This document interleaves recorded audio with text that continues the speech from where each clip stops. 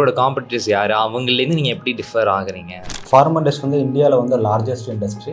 இங்கே மருந்து அப்படின்னு பார்த்தோன்னா 3000 வெரைட்டி இருக்குது. உதாரணத்துக்கு நாங்கள் வந்து ஃப்ளிக்கனைட்னு ஒரு மருந்து வச்சுருக்கோம். இதய துடிப்பை சீர்படுத்துறதுக்காக இருக்குது. அப்போ இந்த மாதிரி பேராக இருக்கக்கூடிய ட்ரக்ஸை நாங்கள் ப்ரொடியூஸ் பண்ணுவோம். உங்கள் எக்ஸ்பீரியன்ஸ் வச்சு நீங்கள் எப்படி க்ரோத் ஆனீங்க உங்கள் பிஸ்னஸில்? ஸோ பிஸ்னஸ் ஸ்டார்ட் பண்ணும்போது நான் ஸ்டார்ட் பண்ணோன்னே எல்லாருமே அதுவே பிஸ்னஸ் வந்துருச்சு. ஏன்னா ஐ was a very good employee in my company. I was very honest for my company. So அப்போ ஜெயிக்கணும்னா ட்ரூத்ஃபுல்லாக இருக்கணும், ஹானஸ்ட்டாக இருக்கணும். இவ்வளோ தூரம் நீங்கள் வந்ததுக்கு என்ன ஸ்ட்ராட்டஜி யூஸ் பண்ணீங்க சார்? ஹார்ட் ஒர்க் தான். ஒரு விஷயம் பண்ணுவோம், அது தோற்று போயிடுவோம், திரும்ப வேறு மாதிரி பண்ணி பார்ப்போம், அதுலேயும் தோற்று போயிடுவோம். ஃபெயிலியர் ஆகிட்டே இருக்கும். நம்ம திரும்ப ஒரு ஐட்ரேட் பண்ணி நம்ம வேறு மாதிரி ட்ரை பண்ணிட்டே இருக்கோம். நம்ம சுற்றி இருக்கணும் நல்லா பார்த்து நம்ம கம்பெனி க்ரோத் அடைஞ்சுன்னு இருக்கும். நம்ம ப்ரூவ் பண்ண தேவை. அப்போது நீங்கள் கோவிட்-19 பேனிக் டயத்தில் எப்படி அவங்கள பார்த்துக்கிட்டீங்க? எம்ப்ளாயி எப்படி சமாளிச்சு? Growing by 200%. ஏன்னா நாங்கள் மருந்து கம்பெனி. ஆமாம், நாங்கள் நிறையா சம்பாதிச்சோம். இதெல்லாம் வரிசையில் நின்றாங்க. ஸோ ஃபஸ்ட் டைம் இந்த மாதிரி ஒரு இன்ட்ராக்ஷனால எல்லாரும் கொஞ்சம் நர்வஸாக இருக்கும். ஓகே சார், ஃபஸ்ட் கொஷினே கொஞ்சம் சீரியஸாக கேட்டுறேன் சார். ஓகே. ஸோ இப்போ ஃபார் எக்ஸாம்பிள் வந்து ஃபார்மா இண்டஸ்ட்ரின்றது வந்து எங்களுக்கெல்லாம் கொஞ்சம் புதுசு சார். ஏன்னா மிச்ச எஃப்எம்சி ப்ராடக்ட்டை தாண்டி ஃபார்மான்னு வரும்போது இட்ஸ் கம்ப்ளீட்லி டிஃப்ரெண்ட். ஓகேவா?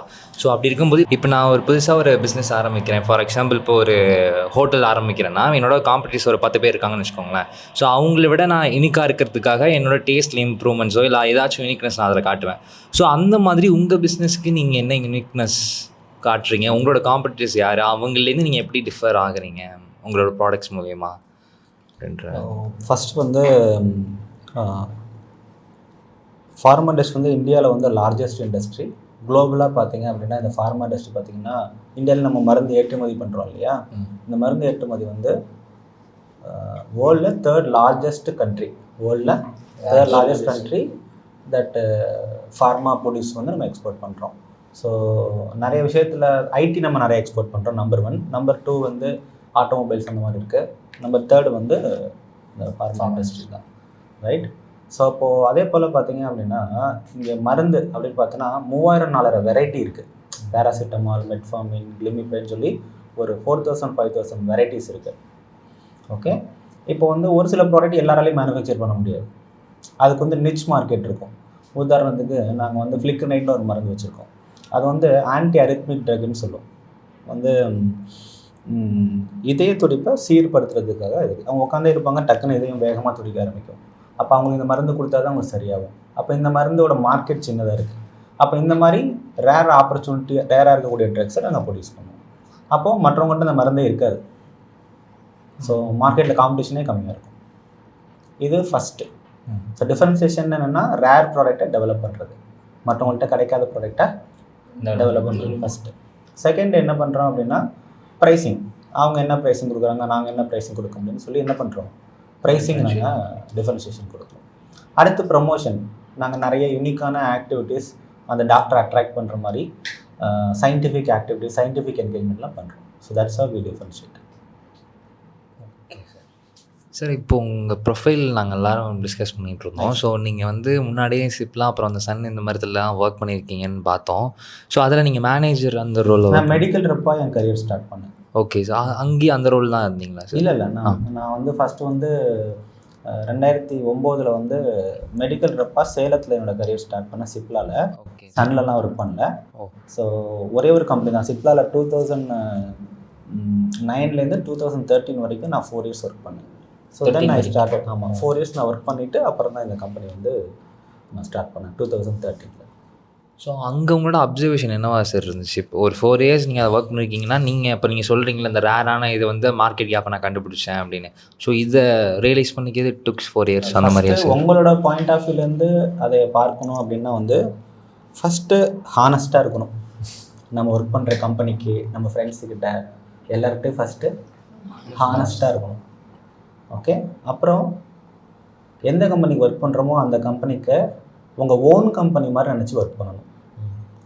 ஓன் கம்பெனின்ற மாதிரி நினச்சி ஒர்க் பண்ணணும். அப்போ நான் 4 இயர்ஸ் அந்த கம்பெனியில் நான் ஒர்க் பண்ணும்போது அது என்னோடய கம்பெனி நினச்சி தான் நான் ஒர்க் பண்ணேன். அதே போல் எவ்ரி 6 months ஒன்ஸ் எனக்கு வந்து அங்கே ஒரு ப்ரொமோஷன்ஸ் வந்துகிட்டே இருந்துச்சு. அவங்க இதுக்கு ஏதாவது ஒரு டாஸ்க் கொடுத்தாங்கன்னா அதை நான் எக்ஸீட் பண்ணிகிட்டே இருப்பேன். அப்போ வந்து எனக்கு பிஸ்னஸ் ஸ்டார்ட் பண்ணணுன்னா வந்து நினச்சிலாம் நான் கம்பெனி ஸ்டார்ட் அங்கே போய் பண்ணல. என்னோட எண்ணம் என்னவாக இருந்துச்சுன்னா, நான் 4 பேக்ரவுண்ட்லேருந்து வரேன். அப்போ வந்து ஃபேமிலியை நல்லபடியாக வச்சுக்கணும், இந்த கம்பெனியை அடுத்தடுத்த லெவல் போகணும் அப்படின்ற மாதிரி தான் எண்ணம் இருந்துச்சே தவிர பிஸ்னஸ் ஸ்டார்ட் பண்ணணும்னு எண்ணம் இல்லை. அப்போ உங்களோட கொஷினுக்கு ஆன்சர் என்னென்னா, உங்கள் பாயிண்ட் ஆஃப் வியூலேருந்து யோசிச்சு பார்க்கும்போது நீங்கள் எல்லோரும் இதை படித்து முடித்தோன்னே ஃபஸ்ட்டு ஒரு கம்பெனியில் ஜாயின் பண்ணி அந்த கம்பெனிக்கு உண்மையாக நேர்மையாக ஹார்ட் ஒர்க் பண்ணி அங்கே நீங்கள் உங்கள் எக்ஸலண்ட்டுன்னு என்ன பண்ணணும், ப்ரூவ் பண்ணணும். அதான் செல்ஃப் கான்ஃபிடன்ஸ் கொடுக்கும். ஸோ கம்பெனி ஸ்டார்ட் பண்ணுறது லேட்டர் ஸ்டேஜ் தான் வருதே தவிர இனிஷியல் டைமில் I want to prove myself. Every 6 months once இன்க்ரிமெண்ட்டும் ப்ரொமோஷன்ஸும் வந்துகிட்டே இருந்துச்சு. அவங்க ஒரு டாஸ்க் கொடுத்தாங்கன்னா அந்த டாஸ்க் நான் என்ன நினச்சிக்குவேன், ஓகே இதை கற்றுக்கிறதுக்கு நம்ம அவங்க பேமெண்ட் பண்ணுறாங்க அப்படின்ற மாதிரி தான் நான் வந்து அதை லேண்ட் பண்ணிட்டு பண்ணேனே தவிர வேலை பார்க்குறோன்னு நினச்சி வேலை பார்க்கல. ஸோ ஃபஸ்ட்டு ஹானஸ்டி, அப்புறம் ஹார்ட் ஒர்க், ரெண்டுமே ரொம்ப இம்பார்ட்டண்ட். Okay sir. இப்போ அந்த 4 years ஒர்க் பண்ணீங்கன்னு சொன்னீங்களே சார், இப்போது அந்த நீங்கள் 2009 to 2013, ஸோ 13ல் நீங்கள் கம்பெனி ஸ்டார்ட் பண்ணுறதுக்கு முன்னாடி எனக்கு இந்த விஷயம்லாம் தெரிஞ்சதுனால நான் இப்போ ஸ்டார்ட் பண்ணுவேன்னு நீங்கள் வச்சுருப்பீங்கல்ல ஒரு கான்ஃபிடென்ட்டுக்காக. எனக்கு ஸ்டார்ட் பண்ண ஐடியாவே இல்லை. அப்புறம் எப்படி சார் இட் ஹேப்பன்ஸ்? நான் தான் நல்லா வேலை பார்த்து நல்லா சம்பாரித்து குடும்பத்தை காப்பாற்றணுன்றதை என்னோட எண்ணமாக இருந்துச்சு தவிர பிஸ்னஸ் ஸ்டார்ட் பண்ண எண்ணம் இல்லை. அதனால வந்து எனக்கு எந்த டாஸ்க் கொடுத்தாலும் நல்லா பண்ணணும், அதில் மேனேஜர் ஆகணும், அதில் வந்து ட்ரெயினர் ஆகணும், அடுத்த ஹெட் ஆஃபீஸில் போய் ஒர்க் பண்ணணும், அப்படி தான் இருந்துச்சே தவிர பிஸ்னஸ் ஸ்டார்ட் பண்ணுற எண்ணமே இல்லை. அதனால் நான் வேலையை ஒழுங்காக பார்த்தேன். வேலையை ஒழுங்காக பார்த்தாலும் அந்த வேலை எனக்கு நல்லா தெரிஞ்சுது. அந்த வேலை நல்லா தெரிஞ்சதுனால பிஸ்னஸ் ஸ்டார்ட் பண்ணும்போது அந்த வேலையை செய்கிறதே எனக்கு ஈஸியாக இருந்துச்சு. நீங்கள் வந்து எக்ஸ்பீரியன்ஸ் வந்து லேர்ன் பண்ணியிருந்தீங்களே, பிஸ்னஸ் வந்து நீங்கள் ஸ்டார்ட் பண்ணும்போது மேபி ஸ்ட்ரகிள் பண்ணியிருப்பீங்க, இல்லை ஏதாவது உங்களுக்கு நிறைய பேர் ஹெல்ப் பண்ணியிருப்பாங்க. உங்கள் எக்ஸ்பீரியன்ஸ் வச்சு நீங்கள் எப்படி க்ரோத் ஆனீங்க உங்கள் பிஸ்னஸில்? 4 years நான் வந்து பார்த்தீங்கன்னா அந்த 4 yearsமே I was a very good performer in my company. And I was like ஒரு மெடிக்கல் ரெப்பாக அவங்களுக்கு மாதம் டார்கெட் கொடுப்பாங்க. அவங்க எனக்கு அப்போ 3 lakhs டார்கெட்டு சேலம் மார்க்கெட்டில். அதெல்லாம் நாங்கள் 16ஆம் தேதியே பண்ணிடுவேன். பாக்கி நாள் நான் சும்மா தான் இருப்பேன். ஸோ மெடிக்கல் ரெப்பாக எல்லோரும் கஷ்டமான ஜாப்னு நினச்சிப்பாங்க. இருக்கலையே ரொம்ப லேசியஸ்ட்டு ஜாப்பு மெடிக்கல் ரெப் ஜாப் தான். என்ன பண்ணணுன்னா, வண்டி எடுத்துகிட்டு டாக்டரை போய் பார்க்கணும், 1/2 மணி நேரம் உட்காந்துருக்கணும், உள்ளார போய் 5 நிமிஷம் தான் பேசணும், திரும்ப அடுத்த இடத்துக்கு போகணும், அங்கேயும் 5 நிமிஷம் தான் பேசணும், திரும்பியும். ஸோ ஒரு நாளைக்கு ஒர்க்கே 60 நிமிஷம் தான். அப்போ என்னென்னா வந்து நான் என்ஜாய் பண்ணி தான் பண்ணேன். ஸோ அப்போது அங்கே இருந்த எல்லா டாக்டரும் எனக்கு நல்லா ஃப்ரெண்ட்ஸாக வச்சுக்கிட்டேன், எல்லா ஃபார்மசிஸ்ட்டையும் ஃப்ரெண்ட்ஸாக வச்சுக்கிட்டேன், எல்லா ஸ்டாக்கிஸ்ட்டையும் ஃப்ரெண்ட்ஸாக வச்சுக்கிட்டேன். அதனால் அங்கே ரிலேஷன்ஷிப் பில்ட் பண்ணனால கஷ்டப்பட்டு பிஸ்னஸ் பண்ணணுன்னு எனக்கு அவசியம் இல்லை. ஸோ பிஸ்னஸ் ஸ்டார்ட் பண்ணும்போது நான் ஸ்டார்ட் பண்ணோன்னே எல்லாருமே அதுவே பிஸ்னஸ் வந்துடுச்சு. ஏன்னா ஐ was a very good employee in my company, I was very honest for my company. Even நான் கம்பெனி ஸ்டார்ட் பண்ணும்போது சிப்லாவோட கஸ்டமர்ஸ் ஃபோன் பண்ணி சிப்லாக்கு ஆர்டர் கொடுத்தாலும் அந்த ஆர்டர் எடுத்து சிப்லாக்கு கொடுத்துருவேன். அப்போ அந்த டாக்டர் வந்து, ஐயோ நீ வந்து வேறு கம்பெனி ஆரம்பிச்சிட்டியாமல் சிப்லாக்கு ஆர்டர் கொடுத்தா நீ ப்ராசஸ் பண்ணுறேன்னா, சார் நீ சிப்லாக் கொடுத்த ஆர்டர் நாங்கள் ப்ராசஸ் பண்ணுறேன் சார் சொன்னேன். ஸோ அப்போது ஜெயிக்கணும்னா ட்ரூத்ஃபுல்லாக இருக்கணும், ஹானஸ்ட்டாக இருக்கணும், யூ ஷுட் பி ட்ரஸ்டபிள். அப்போ கஸ்டமரே ஓகே இந்த பையன் ரொம்ப நேர்மையாக இருக்கான்னு பார்த்து உனக்கு உண்டானது கிடைக்கும். சார் உங்களோட மார்க்கெட்டிங்லாம் நீங்கள் வந்து நெட்வொர்க் மூலயமா மார்க்கெட் பண்ணுவீங்களா இல்லை எப்படி சார்? நாங்கள் மெடிக்கல் ரெப் வச்சுருக்கோம். அவங்க டாக்டர் போய் பார்ப்பாங்க, அவங்க ப்ரமோட் பண்ணுவாங்க, அவங்க ஆர்டர் கொடுப்பாங்க. சார் இந்த ஃபார்மா இதெல்லாம் மேக்ஸிமம் வந்து இனோவேஷன் டெக்னாலஜிலாம் இது பண்ணுவாங்க. உங்களோட ப்ராடக்ட் வந்து எப்படி சார் வந்து அஃபோர்டபிலிட்டியும் அண்ட் இனோவேஷனையும் வந்து பேலன்ஸ் பண்ணுது? இல்லை, நம்ம ஒரு மருந்து வாங்குகிறோம், அந்த மருந்து வந்து எவ்வளோ உற்பத்தி விலைன்னு நமக்கு தெரியும், மார்க்கெட் எவ்வளோ எம்ஆர்பி வச்சுருக்காங்கன்னு நமக்கு தெரியும். அப்போது நாம் எவ்வளோ ப்ரைஸ் பண்ணலான்னு நமக்கு ஒரு ஐடியா இருக்கும். ஸோ இருக்குது. But most of the time pharma இண்டஸ்ட்ரியை பொறுத்த வரைக்கும் நம்ம டாக்டரை எப்படி அப்ரோச் பண்ணுறது தான் இருக்குது. இதெல்லாம் லாஸ்ட். சார் நீங்கள் எடுத்த ஒரு டிசிஷன் வந்து உங்களை ஒரு நல்ல டைரெக்ஷனுக்கு சேஞ்ச் பண்ணியிருக்குன்னா நீங்கள் எந்த டிசிஷன் சொல்லுவீங்க? தப்பு பண்ணால் ஒத்துக்கிறது, சாரி சொல்கிறது, ஆமாம் நான் தப்பு பண்ணிட்டேன் மன்னிச்சிருங்கன்னு சொல்கிறது. இனிஷியல் ஸ்டேஜில் கம்பெனி ஸ்டார்ட் பண்ணப்போ அந்த ஸ்கேலபிலிட்டின்னு ஒன்று இருந்திருக்குங்களா சார்? ஏன்னா நீங்கள் ஸ்டார்ட் பண்ணும்போது எல்லாருமே உங்களுக்கு ஆர்டர் கொடுத்துட்டாங்களா? அந்த ஸ்கேலபிலிட்டி அது எப்படி சார் கொஞ்சம் கோத்ரூ பண்ணி பாஸ் பண்ணி அதை? தம்பி, வியாபாரம் பண்ணுறோம், பொருள் வச்சுருக்கோம், வியாபாரம் பண்ணால் லாபம் வரும், லாபத்தை செலவு பண்ணாமல் திரும்ப மறுபடியும் முதலீடு பண்ணுறோம், அப்படி தான் ஸ்கேலபிலிட்டி. யார்ட்டையும் காசு வாங்கலை. நீங்கள் இனிஷியல் ஸ்டேஜ்லேயே டெக்னாலஜி இன்டிகிரேட் பண்ணிட்டீங்களா சார் உங்கள் கம்பெனியில்? அதுக்கெல்லாம் காசு இல்லை. அந்த விஷயத்தை அப்படி எப்படி பாஸ் பண்ணி அதுக்கு நெக்ஸ்ட் ஸ்டெப் திரும்ப சரி 100 ரூபா வியாபாரம், 20 ரூபா ப்ராஃபிட்டு, அந்த 20 ரூபா ப்ராஃபிட் எடுத்து செலவு பண்ணல, திரும்ப அந்த 20 ரூபாயை கம்பெனிலே போட்டோம். அதே மாதிரி 5 வருஷம் பண்ணிட்டே இருந்தோம். மொதல் 5 வருஷத்துக்கு நான் சிப்லாவில் வந்து 2013 வேலையை விடும்போது எனக்கு 45,000 சம்பளம். அதே போல் நான் சிப்லாவில் நான் வேலை பார்க்கும்போதும் அந்த காசை எதுவும் செலவு பண்ணல. நான் சினிமாவுக்கு போக மாட்டேன், ஊர் சுற்ற மாட்டேன், அன்னசரி ஸ்பெண்ட் பண்ண மாட்டேன். அந்த காசை சேவ் பண்ணி வச்சேன். நான் கம்பெனியாக இருக்கும்போது யார்ட்டையும் கடன் வாங்கலை. என் காசில் நான் ரிஸ்க் எடுத்தேன். எனக்கு கிடைச்சது ஒரே ஷாட் தான். அந்த ஒரே ஷாட்டில் நான் கரெக்டாக ஹிட் அடிக்கணும். அதனால் திரும்ப 4 வருஷமும் திரும்ப முதல் 4 வருஷம் என்ன பண்ணணும் அதே 4 வருஷம் திரும்ப ரிப்பீட் பண்ணேன். அகைன் என்டர்டெயின்மெண்ட் டைம் ஸ்பெண்ட் பண்ணல, ஃப்ரெண்ட்ஸ் கூட ஊர் சுற்றல, பிரேக் எடுக்கல, கல்யாணத்துக்கு போகல. அதனால் வந்து மொதல் வருஷம் சம்பளமே எடுக்கலை. 2வது வருஷம் 10,000 எடுத்தேன். 3 வருஷம் 20,000. திரும்ப அதே 45,000 எடுக்கிறதுக்கு 5 வருஷம் ஆச்சு. உங்கள் ஓன் கம்பெனிலே 45,000 எடுக்கிறதுக்கு 5 இயர்ஸ் ஆச்சு. பிஸ்னஸ்னால் என்னென்னா எல்லாருக்கும் பிஸ்னஸ் ஸ்டார்ட் பண்ணணுன்னு ஐடியா இருக்கும். ஸ்டார்ட்லாம் பண்ணிடலாம், அதுக்கப்புறம் என்ன பண்ணணும்னு தெரியாது. எஸ். அதாவது பிஸ்னஸ் ஸ்டார்ட் பண்ணால் 5 வருஷத்துக்கு காசு வராதுன்னு மைண்டில் இருக்கணும். சீக்கிரமாக காசு வந்துச்சுன்னா நீ ஏமாத்திட்டு இருக்குன்னு அர்த்தம். இல்லைன்னா சஸ்டைனபிளாக இருக்காது. அதாவது முதல் ஷோ ஆஃப் பண்ணக்கூடாது. நம்ம எவ்வளோ பண்ணுறோம் என்ன பண்ணுறோன்னு நம்மளை ஷோ ஆஃப் பண்ணிக்கூடாது. நம்ம ஜெயிச்சா அவங்களே நம்மளை தேடி வருவாங்க. சார், ஸோ நீங்கள் இவ்வளோ நேரம் சொன்னதை வச்சு பார்த்தா you gone through many sacrifices too. So நீங்கள் அது மூலியமாக தான் அந்த எக்ஸ்பீரியன்ஸ்லாம் கெயின் பண்ணியிருக்கீங்கன்னு I guess. So if you get a chance way you can go back in time to, நீங்கள் ஸ்டார்ட் பண்ணுறதுக்கு முன்னாடி, பிஸ்னஸ் ஸ்டார்ட் பண்ணுறதுக்கு முன்னாடி உங்கள் எம்ப்ளாயியாக இருக்கிற டைம்ஸ்க்கு போன அந்த மாதிரி இருக்கும்போது, would you still give it a shot to start your own business, or would you have stayed at that place? 2 answer. என்ன அப்படின்னா வந்து எம்ப்ளாயி இருக்கிறது சேஃபஸ்ட்டு வேலை. பிஸ்னஸ்னால் ரொம்ப ரிஸ்க்கு ஜாஸ்தி. முதல்ல என் கூட நான் இவரே பிஸ்னஸ் ஆரம்பிச்சிட்டாரு, நாமளும் இது மாதிரி பிஸ்னஸ் ஆரம்பிக்கலாமே அப்படின்னு ஆரம்பித்தவங்க 30-40 பேர் ஆரம்பித்தாங்க. 30 பேருமே என்ன பண்ணலாம், சக்ஸஸ் ஆகலை. 2 பேர் தான் இப்போ மார்க்கெட்டில் இருக்கோம். பாக்கி 28 பேர் தோற்று போயிட்டாங்க. அதை முதல்ல நாம் என்ன மெட்டீரியல்னு நம்ம வந்து டிசைட் பண்ணிக்கணும். நம்மளால் பொட்டனைக்கு பின்னாடியும் கண் இருக்குதா, 360 டிகிரி பார்க்க முடியுமான்னு யோசிக்கணும். அது யோசிக்க முடியாதுன்னா, இல்லை நம்ம வேலை மட்டும் தான் பார்க்க முடியும், மற்றவங்களாம் நம்மளால் பார்க்க முடியாதுன்னு நினச்சா அது பண்ணக்கூடாது. முதல்ல நாம் என்ன மாதிரி மெட்டீரியல்னு தெரிஞ்சுக்கணும். தெரியாமல் பண்ணக்கூடாது. நீ ஒரு ஸ்கூலில் கிளாஸில் லீடராக இருக்க, அப்போ உனக்கு நீ பேசாமல் இருந்தால் ஓகே, அவங்களும் பேசக்கூடாது. அப்போ அது நீ பண்ணியிருக்கியான்னு நீ வந்து என்ன பண்ணணும், பார்க்கணும். அப்போ வந்து ஏஆர் ரகுமான் வந்து பாட்டு பாடி நல்லாயிருக்கும், டான்ஸ் ஆடினா நல்லா இருக்காது இல்லையா? அப்போ நாம் என்ன மாதிரி மெட்டீரியல்னு முதல் டிசைட் பண்ணணும். ஓகே. ஸோ அப்போ வந்து இது ஒன்று. உங்களோட இன்னொரு கேள்வி என்னென்னா, பிஸ்னஸ் நிறைய சேலஞ்சஸ் இருக்குது. என்னென்னா பிஸ்னஸ்னால் என்னென்னா நம்ம சம்பாதிக்கிறது பணக்காரனாக வர்றது பிஸ்னஸ் கிடையாது. நம்ம சுற்றி இருக்கவங்களோட வாழ்க்கையில் அவங்க கனவை நிறைவேற்றுறது தான் பிஸ்னஸ். காரில் BMW காரில் போகிறதுலாம் கிடையாது. இப்போ நம்ம டீம் இருக்காங்க, இவனுக்கு ஒரு கனவு இருக்கும், அவருக்கு ஒரு கனவு இருக்கும், அவங்களுக்கு கனவு இருக்கும், அவங்க வீடு வாங்கணுன்னு இருக்கும், கார் வாங்கணுன்னு இருக்கும், தங்கச்சி கல்யாணம் பண்ணணுன்னு இருக்கும். இந்த கனவை நிறைவேற்றுறதுக்கு உங்கள் கம்பெனி அவனுக்கு பணம் தரணும். அப்போது because of your business you solve the product. ஒரு பிரச்சனையை தீர்க்கணும். யாரும் தீர்க்க முடியாத பிரச்சனையை நீ தீர்க்கணும். அப்போ உனக்கு காசு வரும். 1.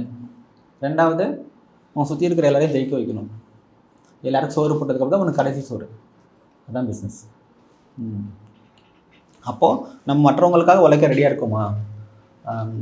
ஒரு 1 லட்ச ரூபா பேங்க் அக்கௌண்ட்டில் இருக்கும்போது எல்லோரும் கொடுத்துட்டு நம்ம 500 ரூபா 1000 ரூபா மட்டும் எடுத்துக்க முடியுமா அப்படின்றத நம்ம ரெடியாக இருக்கணும். சார், அந்த மாதிரி நீங்கள் சக்ஸஸ் பண்ணுற லைஃப்பில் இப்போ என்ன பண்ணுறீங்கன்னா, நீங்கள் கான்டாக்ட் பண்ணுறது எல்லா வீடியோஸும் நாங்கள் பார்த்தோம் சார்.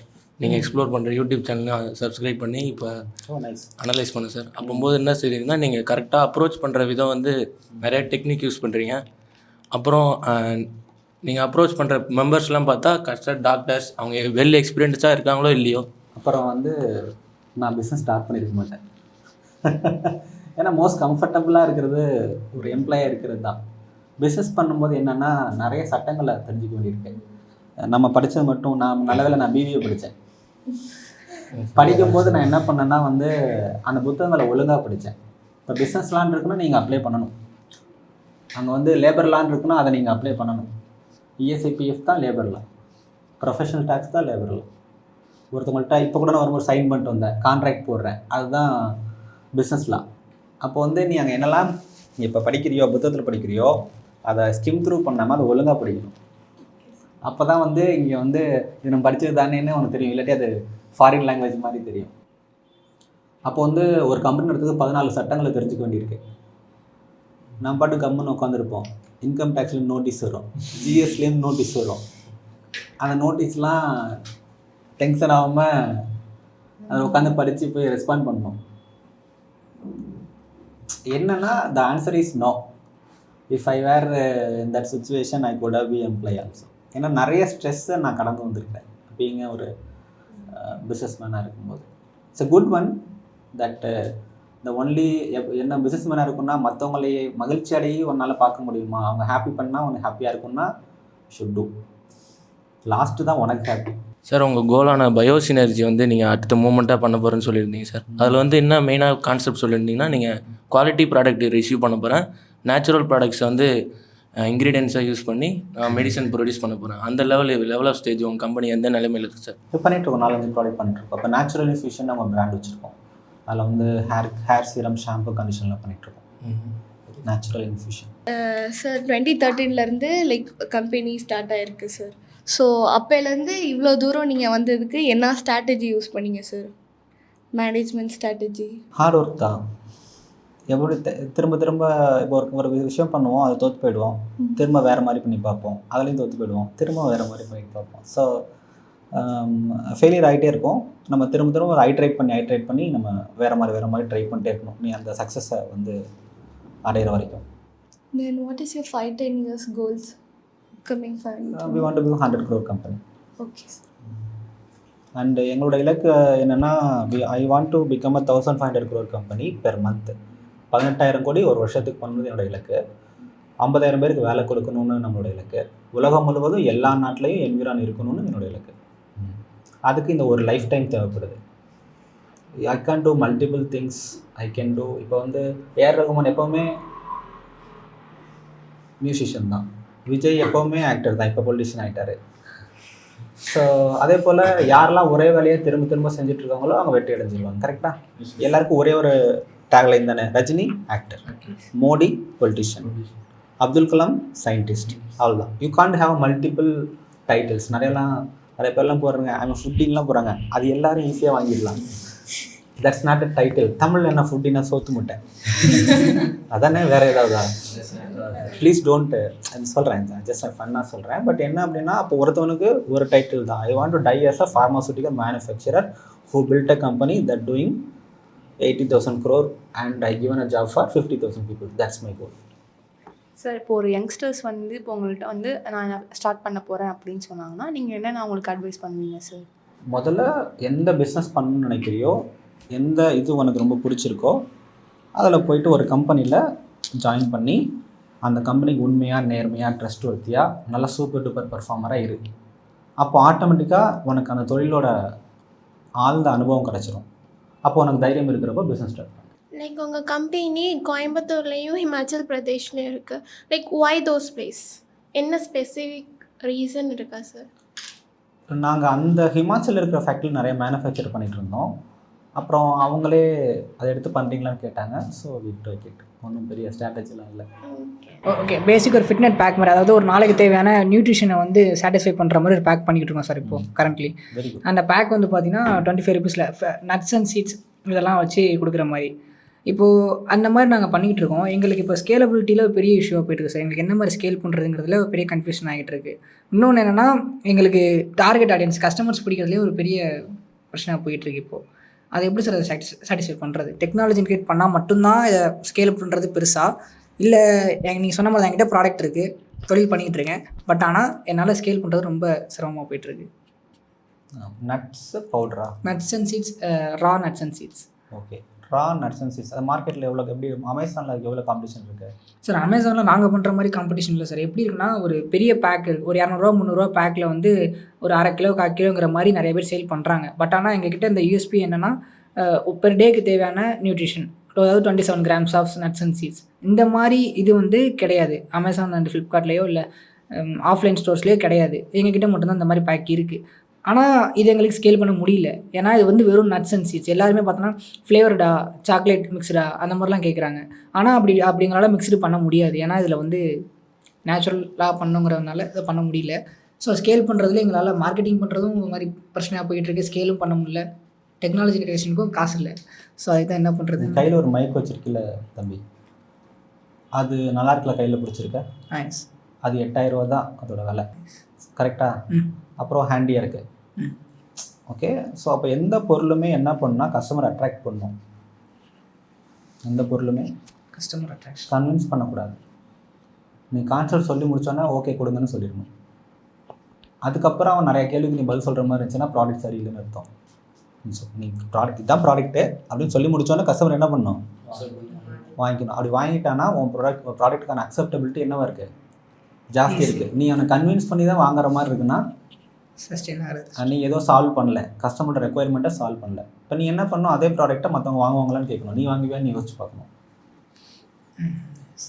இப்போ ஓன் ப்ராடக்ட்டுக்கு நீ கான்சன்ட்ரேட் பண்ணுவேன், மற்றவங்களும் அதே கான்செப்ட் கொடுக்கணுன்னா அவங்க என்ன ஃபீல் பண்ணணும்னா ஓகே நல்ல ப்ராடக்ட் கொடுங்க அப்படின்னு சொல்லணும். நான் இப்போ ஒரு சும்மா சொல்கிறேன்.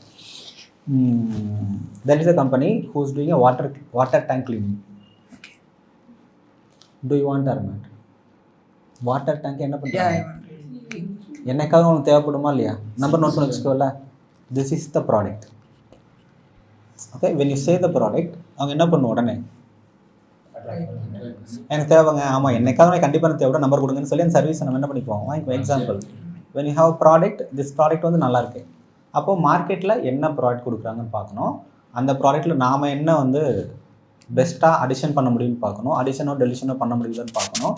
அப்போது அதை அவன் ப்ராடக்ட் அப்படி வச்சா அவன் என்ன பண்ணிக்கணும்? வாங்கிக்கணும். அவன் நிறைய கேள்வி கேட்கக்கூடாது. அப்போ வந்து பிரச்சனை ப்ராடக்டில். லைக் சார், நீங்கள் மெடிசன் தான் பண்ணிட்டு இருந்தீங்க, ஏன் சடனாக காஸ்மெட்டிக்ஸ் லைக் ஷாம்பூ அந்த மாதிரி?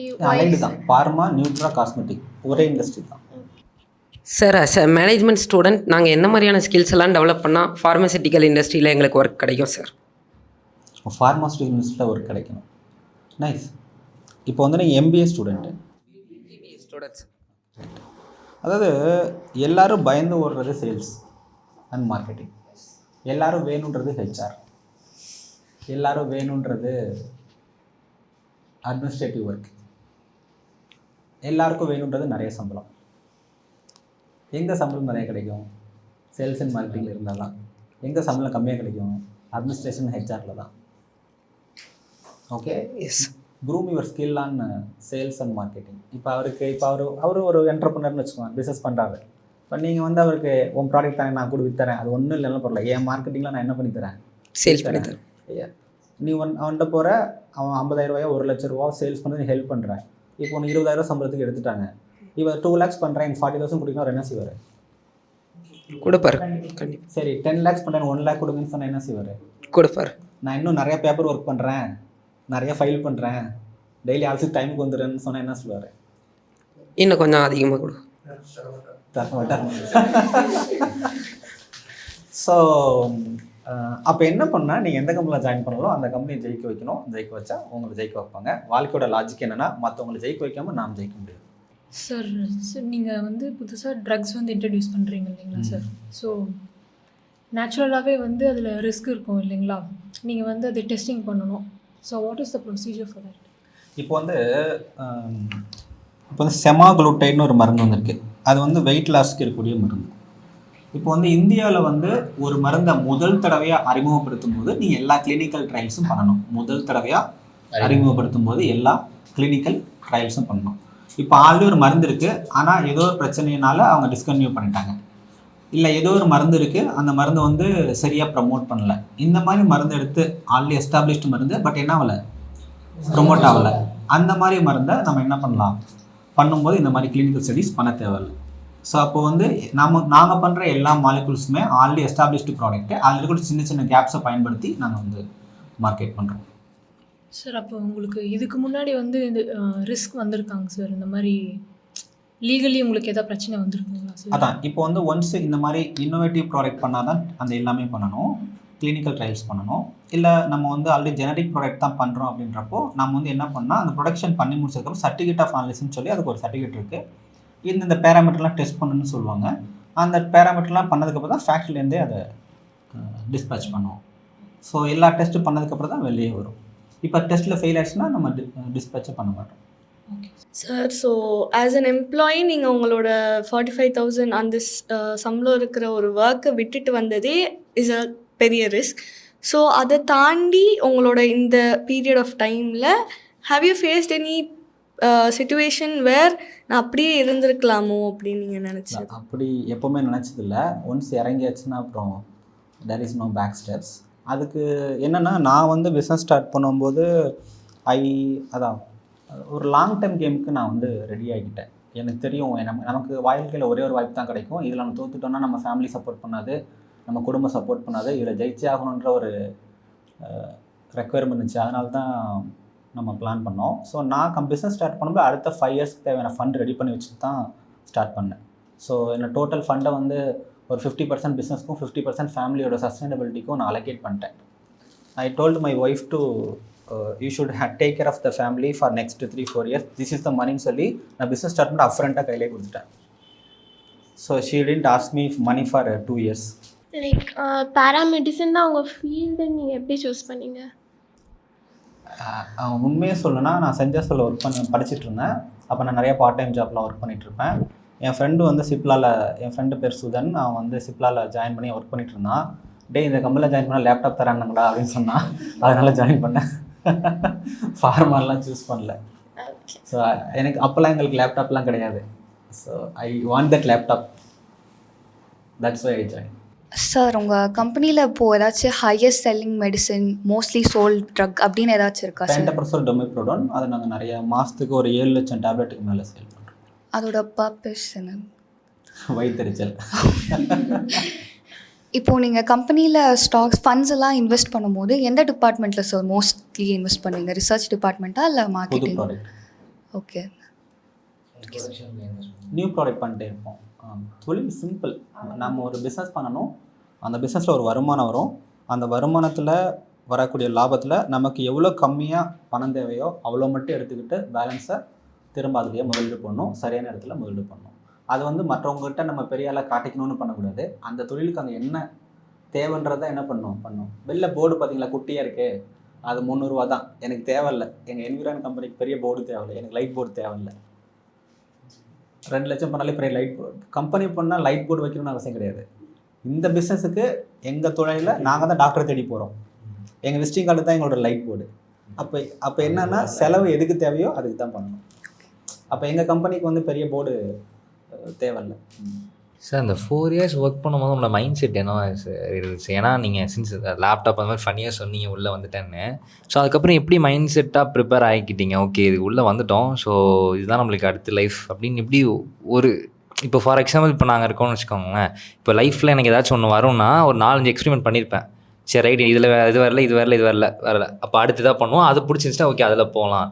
அந்த மாதிரி எப்படி நீங்கள் ஃபஸ்ட் எடுத்தோன்னே எப்படி நீங்கள் இதுக்கு முன்னாடி இதை எக்ஸ்பெரிமெண்ட் பண்ணீங்களா? ஃபார்மா இல்லாமல் வேறு ஏதாச்சும் போய் ஒர்க் பண்ணியோ இல்லை வேறு ஏதாச்சும் இன்ட்ரெஸ்ட்டில் எதுவும் இருந்தோ அந்த மாதிரி? இல்லை, ஃபஸ்ட்டு எங்கள் family poor family. Okay sir. சரியா, எங்களுக்கு காலேஜ் ஃபீஸ் கட்டுறதே கஷ்டம். எங்களுக்கு 4000 ரூபா தான் காலேஜ் ஃபீஸ், அது கட்டுறதே கஷ்டம். 10,000 சம்பளம் கிடைக்கும் போது எனக்கு அந்த டைமில் அது பெட்டராக தான் தோணுச்சு. ஸோ எவ்ரி இயர் வேறு 6 months 7 months எனக்கு இன்க்ரிமெண்ட் வருது, ப்ரொமோஷன்ஸ் வருது. I was so comfortable.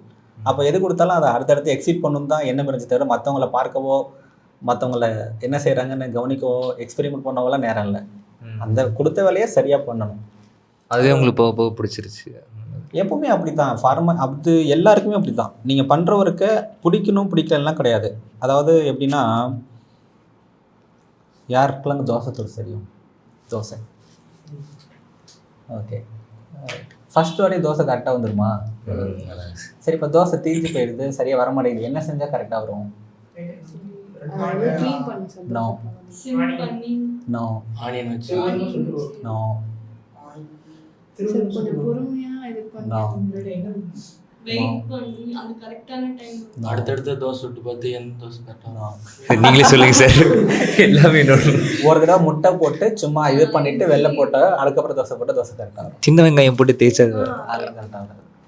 First time சும்மா அதை ஒரு தடவை தேய்க்கணும். இந்த மாதிரிலாம் கேள்வி. So the point is that அது எப்படின்னா அதோட லாஜிக் என்னென்னா நம்ம எந்த வேலையை செய்கிறோமோ அந்த வேலையில் லெவல் 1லேயே இருந்துட்டு போனால் தெரியாது. எந்த வேலையாக இருந்தாலும் சரி, அதில் நீ 11, 20, 30 போயிட்டீங்கன்னா உன்னால் திரும்ப வேறு ஒன்று ஸ்டார்ட் பண்ண முடியாது. இதுக்கு ஒரு நல்ல உதாரணம் சொன்னால், நீ என்ன கேம் விளையாடுவேன் ஃபோனில்? இதான் ஒரு கேம் பேர். ஃபோனில் சப்வே சர்ஃப்.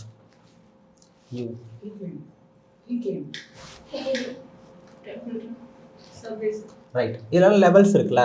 லெட்ஸ் சே நம்ம லைஃப்பில் என்ன பண்ணுறோன்னா, இப்போது சப்வே சர்ஃபில் வந்து லெவல் 1 to level 2, இப்போ லெவல் 65 இருக்கேன்.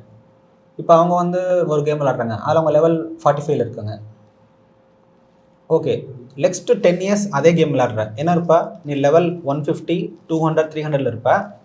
அந்த கேமில் மட்டும் விளாண்டுருந்தா டெய்லி ஒரு கேம் விளாண்டா என்ன ஆகும்? எல்லாத்துலேயும் லெவல் 1, லெவல் 2லேயே இருப்பேன். உன்னை கேட்டால் எல்லாம் தெரியுனுவேன், ஆழமாக கேட்டால் எதுவும் தெரியாதுன்னு சொல்லுவேன். அப்போ என்ன அப்படின்னா, எப்போவுமே ஒரே கேம் விளாடணும், ரொம்ப நாள் விளாடணும். பண்ணும்போது ஃபாஸ்ட்டாக, வேகமாக, எஃபிஷியண்ட்டாக, டீப்பாக. ஜிடிஏ எல்லாருக்கும் தெரியும் இல்லையா? எப்படி காரை ஓட்டணும்னு தெரியும், எப்படி ஏரோப்ளேன் ஓட்டணும்னு தெரியும் இல்லையா? சீட் கோடு தெரியும். ரைட். அப்போ ஏன் தெரியும்? எதனால? திரும்ப திரும்ப பண்ணுறதுனால. அப்போது ஒரு வேலை பிடிக்குன்றது எதை பொறுத்தது? எவ்வளோ நாள் அதை திரும்ப திரும்ப பண்ணுறதை பொறுத்து, தவிர பிடிக்கும் பிடிக்கலன்றதுலாம் இல்லை. You should play one game very longer. So level 30, 40 போயிடுவா. நீனே நினச்சாலும் என்ன பண்ண முடியாது, வேறு கேம் போக முடியாது. இப்போ வந்து அஜித் வந்து ரேஸ் போடுறாரு, பட் நமக்கு ஒரு ஆடாக தானே தோணுது, இவர் நடிச்சுட்டே இருக்கலாமே அப்படின்னு. பட் அவர் பேஷன்ஸ் சொல்கிறாரு, அது போகிறாரு. பட் ஆல்ரெடி அவர் லெவல் 100 போயிட்டார். எதில்? ஃபிலிமில், ஆக்டிங்கில். ஸோ அதனால் he right to go to the another level in that also you want to go 100. Sir, இப்போ நீங்கள் சொல்லும்போது இந்த ஃபேமிலிக்காக ஒரு 50% ஃபண்ட் அலோகேட் பண்ணிவிட்டு அதுக்கப்புறம் உள்ள வந்தீங்கன்னு சொன்னீங்கல்ல. ஸோ இந்த ஃபினான்ஷியல் நாலேஜ் எப்படி சார் உங்களுக்கு அந்த பாயிண்ட் ஆஃப் டைம்? நாணயம் விகடன் படிப்பேன் சார். நாணயம் விகடன் ஓ, அப்போவே வந்துருச்சு. ஐ யூஸ் டு ரீட் லாட். இப்போ படிக்கிற விட்டேன், ஏன்னா I know the financial literacy. N financial literacy ஃபஸ்ட்டே இருந்துச்சு. அது என்ன மேகசின் மாதிரியே இல்லை, அது ஃபினான்ஸ் புக்கா சார்? நாணயம் விகடன் வார இதழ் வருது. ஓ, அது மேகசின். நீங்களாம் வாங்கி படிக்கலாம் சார். நீங்கள் ஃபஸ்ட்லேருந்தே சொல்கிறது என்னென்னா, மற்றவங்க நல்லா எம்ப்ளாயை பார்த்துக்கணும், இல்லை நம்ம சுற்றி இருக்கணும் நல்லா பார்த்துனா நம்ம கம்பெனி க்ரோத் அடைஞ்சுன்னு நம்ம ப்ரூவ் பண்ண தேவை. அப்போது நீங்கள் COVID-19 பேனிக் டயத்தில் எப்படி அவங்கள பார்த்துக்கினீங்க, எம்ப்ளாயி எப்படி சமாளிச்சு? Growing by 200%. ஏன்னா நாங்கள் மருந்து ஆமாம், நாங்கள் நிறையா சம்பாதிச்சோம். எங்கெல்லாம் வரிசையில் நின்னாங்க. ஆமாம், எனக்கு சரக்கு தீர்ந்து போய் சரக்குலாம் இல்லைன்னா ஒரு மணி நேரம் வெயிட் பண்ணலாம் வாங்கிட்டு போனாங்க. இது வேறு என்ன very higher growth. And I have sticker also. I was roaming like anything. ஆமாம், நோபடி ஸ்டாப் மீ. சார், ஒரு மார்க்கெட்டிங் ஸ்டூடெண்ட்டாக ஒன்று தெரிஞ்சுக்கணுன்னு ஆசைப்பட்றேன். இங்கே சேல்ஸ் மார்க்கெட்டிங்கிறது இப்போ ரொம்பவே எல்லாருக்குமே ரொம்ப டிஃபிகல்ட்டாக இருக்குது. மார்க்கெட்டிங் பண்ணுறவங்களுக்கு யாருக்காக இருந்தாலுமே. நீங்கள் உங்கள் லைஃப்பில் வந்து எம்ப்ளாயாக இருந்தப்பவும் சரி, என்டர்ப்ரனர் ஆனப்பவும் சரி, நீங்கள் ஃபஸ்ட் டைம் எப்போயாச்சும் நீங்கள் சேல்ஸ் மார்க்கெட்டிங் பண்ணியிருப்பீங்க உங்கள் ப்ராடக்ட்டை, இல்லை உங்கள் ஒர்க், எனிதிங். அப்போது நீங்கள் ஏதாவது நீங்கள் வந்து மிஸ்டேக் பண்ணியிருப்பீங்க. கண்டிப்பாக நீங்கள் வந்து நான் இப்படி பண்ணியிருந்தா கரெக்டாக இருந்திருக்கும். இங்கே நிறைய பேருக்கு வந்து சேல்ஸ் மார்க்கெட்டிங் எப்படி பண்ணணுன்னே தெரியலை. ஆக்சுவலாக இது வந்து இப்போ நானுமே அடுத்து பிஸ்னஸ் பண்ண ஸ்டார்ட் பண்ணாலுமே எந்தமாரி பர்பஸ், எந்தமாரி எத்திக்ஸ் யூஸ் பண்ணி பண்ணுறதுன்றது எல்லாருக்குமே இங்கே ரொம்ப கொஸ்டின்ஸாக இருக்கும். நீங்கள் எப்படி அதை இது பண்ணீங்க? ஃபஸ்ட்டு சேல்ஸுன்றது வேறு, மார்க்கெட்டிங்கிறது வேறு. சேல்ஸுன்றது ஒருத்தவனை கன்வின்ஸ் பண்ணுறது, மார்க்கெட்டிங்கிறது பொருளை சொன்னோன்னா வாங்கிக்கிறது. ஓகே. ஸோ என்விரானில் நாங்கள் மோஸ்ட்லி மார்க்கெட்டிங் தான் பண்ணுவோம், சேல்ஸ் பண்ண மாட்டோம். நாங்கள் கான்செப்டை சொல்லி முடிச்சோன்னா வாங்கிக்குவோம். ஓகே, இதுதான் பாயிண்ட்டு. ஸோ அப்போ என்ன பண்ணணுன்னா, அதான் திரும்ப அந்த ப்ராடக்ட் விஷயந்தான். நீ ப்ராடக்டை சொல்லி முடித்தோன்னே கொடுங்கன்னு சொல்லிட்டானா மார்க்கெட்டிங் கரெக்ட். சரி, மார்க்கெட்டிங்னா என்ன? இப்போ அந்த சேம் மைக் எக்ஸாம்பிள், அது 8000 ரூபா, அது 80,000 இருந்தால் விற்காது, ராங் ப்ரைஸிங். அப்போ மார்க்கெட்டிங்னா என்னது? Correct price. கரெக்டாக டிசைன், அதை பிடிக்கவே கஷ்டமாக இருந்து வெயிட்டாக இருந்தால் ராங் வெயிட். ப்ராடக்ட் சரியாக டிசைன் பண்ணல. அப்போ மார்க்கெட்டிங்னா என்னென்னா, ப்ராடக்டை சரியாக டிசைன் பண்ணுறது. கான்செப்ட் ஒரு சர்வீஸாக இருந்தால் அந்த சர்வீஸை சரியாக டிசைன் பண்ணுறது. நான் இப்போ சொன்னேன் வந்து டேங்க் க்ளீன் பண்ணணும்னு சொன்னேன். இப்போ வந்து ஒரு டேங்க் க்ளீன் பண்ணுறதுக்கு 85,000 சொன்னால், நீங்கள் யாருமே புக் பண்ணுன்னு சொன்னால் அப்போ மார்க்கெட்டிங் என்னென்னா நீ கொடுக்குற சர்வீஸையோ ப்ராடக்ட்டோ சரியாக டிசைன் பண்ணுறது, அதை நீ சொன்னோடனே அவன் என்ன பண்ணிக்கணும், வாங்கிக்கணும். எல்லா ஆஸ்பெக்ட்லேருந்து யோசிக்கணும். சிம்பிள். மார்க்கெட்டிங்னா உன் ப்ராடக்ட்டு கன்சியூமர் பார்த்தோன்னே வந்து வாங்கிக்கணும். அடுத்து ப்ராப்பர் காம்படிஷன் அனலைஸ் பண்ணணும். மார்க்கெட்டில் என்ன ப்ராடக்ட் இருக்குது, என்கிட்ட என்ன ப்ராடக்ட் இருக்குது, நான் இதை கொடுத்த வாங்குவானா, மார்க்கெட்டில் என்னோட என்ன பெஸ்ட் இருக்குது, அவனோட நான் என்ன பெஸ்ட் தர முடியும். Okay okay sir. அப்போ வந்து சிம்பிள். அமேசானில் போகிற நீ என்ன ப்ராடக்ட் பண்ணணும்னு நினைக்கிறியோ அதோட காம்படிட்டர் எடுத்துக்க. ஓகே காம்படிட்டர் எல்லா ரிவ்யூவையும் படி. Okay sir. எல்லா ப்ராடக்ட்டையும் ஒரு நெகட்டிவ் அவன் சொல்லியிருப்பான். அந்த நெகட்டிவ் உன்னால் சால்வ் பண்ண முடியுமான்னு பாரு அதே ப்ராடக்ட்டில். Okay sir. அப்போ என்ன ஒன்று ஆட்டோமேட்டிக்காக உன்னோட காம்படிட்டிவ் அட்வான்டேஜ் ப்ராடக்ட் வந்துடும். அப்போது சரி நீ பிரச்சனையை சால்வ் பண்ணிட்ட, அதே ப்ரைஸிங்கில் கொடுக்க முடியுமான்னு பாரு. Okay sir. பிரச்சனையும் சால்வ் பண்ணிட்ட, அதே ப்ரைஸிங்லேயும் கொடுக்குற, அதே கன்வீனியன்ஸும் தர முடியுமான்னு பாரு. அப்போ நீ எப்படி பொருள் வாங்குவ, நல்லா பட்டு போடுவேன், கம்பேர் பண்ணுவேன், ஃபியூச்சர் பார்ப்பேன், எதில் விலை கம்மியாக இருக்குப்பா, நிறைய ஃபியூச்சர் கம்மி விலை அதானே வாங்குவேன். அப்போ அதை ஒன்றால் தர முடிஞ்சால் எல்லோரும் ஒன் டைம் வாங்குவோம். Okay sir. Sir, so looking back in time, உங்களோட யங்கர் செல்ஃப், லைக் அந்த யங்கர் செல்ஃப் வந்து இப்போது உங்களை பார்த்து I've reach the place where I am proud of my செல்ஃப்ன்ற ஒரு பிளேஸை have you attained? If you have attained, what is that point which made you feel that I am proud of myself?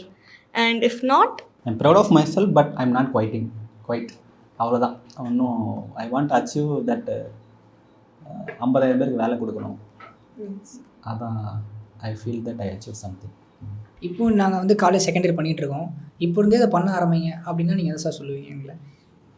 படிக்கிற semester ஒழுங்காக படிங்க, அந்த புத்தகங்களை நல்லா வாசிங்க, அதில் இருக்க விஷயங்களை மனசில் எடுத்துக்கோங்க. எதுக்கு பிபிஏ படிக்கிறீங்க, அந்த சப்ஜெக்டை படிக்கிறது தானே. அந்த புத்தகங்களில் கூட ஒரு பேஜ் நல்லா படிங்க, அதை எதுவும் ஷார்ட்கட் பண்ணாது. நான் வந்து காலேஜ் படிக்கும்போது எல்லா ஈவன் நான் வந்து ஸ்கூல்லையும் சரி, நான் இப்போ வந்து நான் வந்து 11th படிக்கும்போது காமர்ஸ் புத்தகத்தில் வந்து தமிழில் நிருபங்கள் 1 நிருபங்கள் 2ன்னு இருக்கும். நிருபங்கள் 1னா ப்ரைவேட் லிமிடெட், நிருபங்கள் 2னா பப்ளிக் லிமிடெட். அப்போ நான் அதை அப்போவே படிச்சுட்டேன். அதனால் நான் ப்ரைவேட் லிமிடெட் ஆரம்பிக்கும் போதும் பப்ளிக் லிமிடெட் ஆரம்பிக்கும் போதும் அது என்னான்னு எனக்கு யாரும் சொல்ல தேவையில்லை. நான் அது கம்பெனி செக்ரட்டரினா என்னான்னு எனக்கு பிபிஏலே சொல்லி தந்துட்டாங்க. அப்போது வந்து நான் அதை உணர்ந்து படித்ததுனால எனக்கு யார்கிட்டையும் அதை பற்றி கொஷின்ஸ் இல்லை. இப்போ ஷேர்ஸ்னால் என்னன்னு எனக்கு அப்போவே தெரியும், டிபென்ச்சர்ஸ்னால் என்னென்னு அப்போவே படித்தாச்சு. அப்போ அதை உணர்ந்து படித்ததுனால இப்போ இது எல்லாமே நாங்கள் பண்ணுறோம்.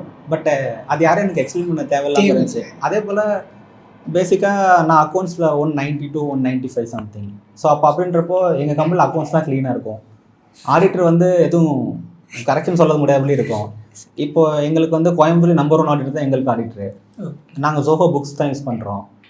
ஸோ அப்படின்றப்போ அவங்க ஜோஹோ புக்ஸ் யூஸ் பண்ணலாங்க, டேலி யூஸ் பண்ணுறாங்க.